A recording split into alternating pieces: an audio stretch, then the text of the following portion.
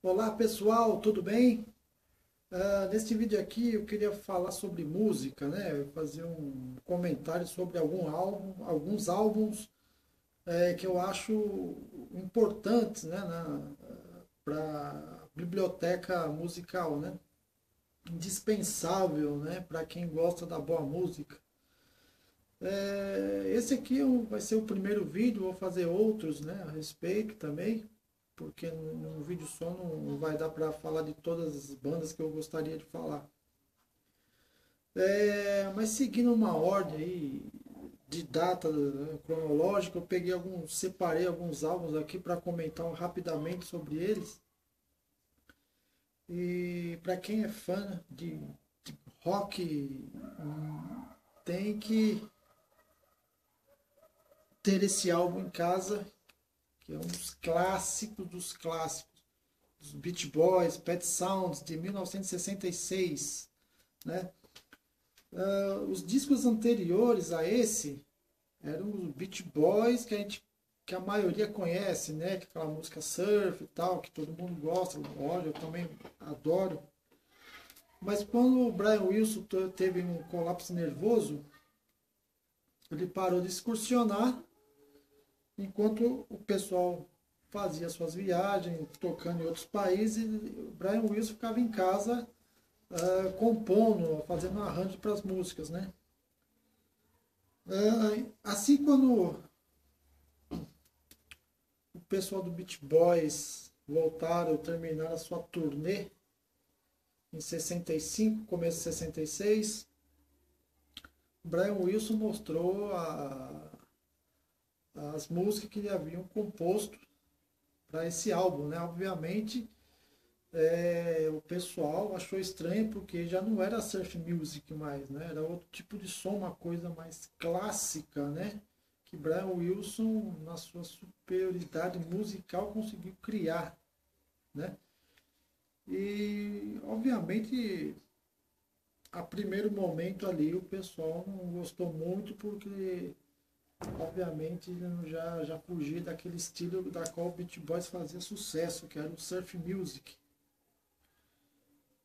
Mas Brian Wilson convenceu e acabou gravando este álbum maravilhoso, um clássico indispensável, né? A própria gravadora estava em dúvidas, né, sobre se lançaria ou não o álbum, né? Porque foi uma mudança radical, né, da surf music para um outro tipo de música que misturava música clássica, né, umas coisas meio experimentais, né? E Brian Wilson deu o ultimato, ou é isso ou é nada. E acabaram lançando Pet Sounds aí que na época não diria que foi estranho, mas foi um choque, entre aspas, né, para quem está acostumado a ouvir o Pit Boys daquela coisa mais comercial, né? Aconselho Pet Sounds, um clássico maravilhoso, um disco indispensável aí para a biblioteca musical aí de vocês. Um outro álbum aqui inspirado também no álbum dos Beatles, Sgt. Peppers, né? É o Dark Satanic Majestic Request dos Rolling Stones, lançado também em 1967, inspirado no Sgt. Peppers. Apesar que o disco não tem nada a ver com o som do outro, mas como os Beatles e o pessoal dos Stones eram muito amigos, um às vezes ia xeretar no estúdio para ver o que eles estavam fazendo e tal. É outro disco indispensável aqui, porque apesar é, de ser um disco, digamos assim, não diferente, mas assim, psicodélico, né? Porque nessas gravações aqui o pessoal vivia chapado de LSD, drogas de todo tipo, né? E acabaram criando essa pérola aqui, né? Apesar que o próprio pessoal dos Stones fala que foi uma época meio estranha, não foi a melhor fase dos Stones, né? Mas isso aqui é para mim é um disco maravilhoso, cheio de melodias experimentais interessantes, Vale a pena, para quem não conhece, procure, pesquise, que é um álbum muito bom. Ah, um outro disco aqui que eu gostaria de relatar, um disco que foi lançado em 1969, o primeiro álbum de Elton John, Empty Sky. Apesar que essa não é a capa original, né? Essa aqui é uma reedição de 75 que saiu com uma outra capa. O disco não vendeu muito, então saiu de catálogo muito rápido. Mas eu gosto muito desse disco aqui, eu acho importante, é um disco pouco falado, né? Não se comenta muito sobre ele, mas eu aconselho. Eu acho que o Elton John é uma das melhores fases do Elton John, né? Até 75, 76, que eu acho a fase clássica do Elton John. Depois já começou a mudar um pouco, né? Entrar para um mundo mais pop, né? Apesar de alguns álbuns dos anos 80 serem legais, né? Até comecinho dos anos 80, apesar de ser mais pop, são discos muito bons também. Mas eu aconselho também a Sky, primeiro álbum do Elton John, pouco falado, pouco divulgado, mas você percebe aqui a sua essência, né? A sua musicalidade. Apesar do álbum também não conter também a melhor produção, né? Bem diferente do segundo álbum, que é o Elton John, que contém a música Your Song, a famosíssima, que é um álbum muito lindo também, maravilhoso, né? Todo orquestrado, é um disco para você, não é para curtir, para você dançar, não, é para você sentar e curtir sentado, fechar os olhos e apreciar a sonoridade do álbum, né? Enfim, eu aconselho o Empty Sky para quem não conhece, muito bom, interessante, apesar de pouco falado, né? Agora vamos para um outro álbum muito legal também, um clássico do rock and roll. Apesar de ser o último disco da banda, Lou Reed odiou a mixagem final, ficou muito puto, né? Apesar do álbum ter se tornado aí um clássico, né? Velvet Underground. Na época, Lou Reed disse que o álbum foi estragado pela mixagem, né? E as ordens da música não era para ser essas que estavam contidas aqui. Mas o álbum é um clássico, né, do rock, é o último álbum do Velvet Underground, 1970, e contém a famosíssima Sweet Jane e a famosíssima Rock and Roll, né, que foi indispensável na carreira solo do Lou Reed tocar essas músicas, né, os clássicos que qualquer show ao vivo teria que tocar. Load é um disco bem diferente dos anteriores, ele é mais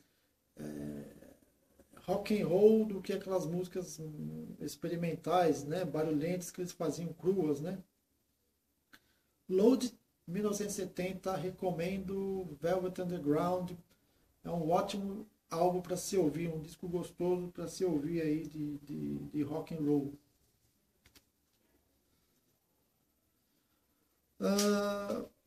Uma outra banda famosíssima, apesar dos seus dois primeiros álbuns não ter feito sucesso comercial, apesar de eu gostar muito do primeiro álbum do Supertramp, este aqui é o segundo, né, o Double Stump, de 71. Eles lançaram o álbum e não alcançou as vendagens necessárias, né? Então houve aí só a primeira edição aí, né? Depois foi recolhido porque foi um álbum que não obteve sucesso. E essa edição aqui em vinil, essa aqui eu consegui, por sorte eu consegui a primeira edição original de 1971. Né? Bem difícil de se encontrar, mas eu acabei conseguindo. Depois, só em 77, quando o Supertramp já estava no auge, né? Porque depois desse disco eles demoraram quase 2 anos para lançar o clássico, a formação clássica, o Crime of Century, né, de 74. Depois disso o Supertramp obteve muito sucesso e só em 77 foi relançar os 2 primeiros álbuns, né? Mas esse aqui, Double Stamp, é um disco diferente, tem variações de sonoridades aqui, de estilos, né? Mas é um disco muito legal para se ouvir também. Eu aconselho aí Supertramp, Double Stamp. E para finalizar esse primeiro vídeo aqui, nada mais, nada menos que T-Rex Tanks, de 1973, um clássico do rock aí, um álbum muito legal para se ouvir. O disco anterior, Slider, também é um álbum bacana. O T-Rex começou como Tiranossauro Rex, né? Em 67 até 70 foram com Tiranossauro Rex, uma música acústica com percussão. E só no final de 70 que eles abreviaram para T-Rex, que já começou a mudança, né? Já começou a entrar guitarra, bateria, já começou a ser uma banda bem diferente dos discos anteriores, que era só acústico e uma percussão. Slide aqui é um clássico do rock, eu recomendo, 1973, classicaço, um disco bacana de se ouvir, gostoso de se ouvir, para curtir, para dançar aí com o disco aí. E por enquanto, esses são os álbuns que eu aconselho para quem não conhece a ouvir. Vou fazer mais vídeos falando de outros álbuns, né? De outras bandas, ou até alguns outros das mesmas bandas aqui que eu acho importante. Porque há muitos clássicos aí que muita gente hoje em dia não conhece, né? A geração de hoje não conhece, que eu aconselho a procurar, pesquisar, ouvir, né? Lógico que também não são obrigados a gostar, mas pelo menos para conhecer, né? Os clássicos do rock and roll. É isso aí, obrigado pela atenção e até o próximo vídeo aí sobre o rock and roll.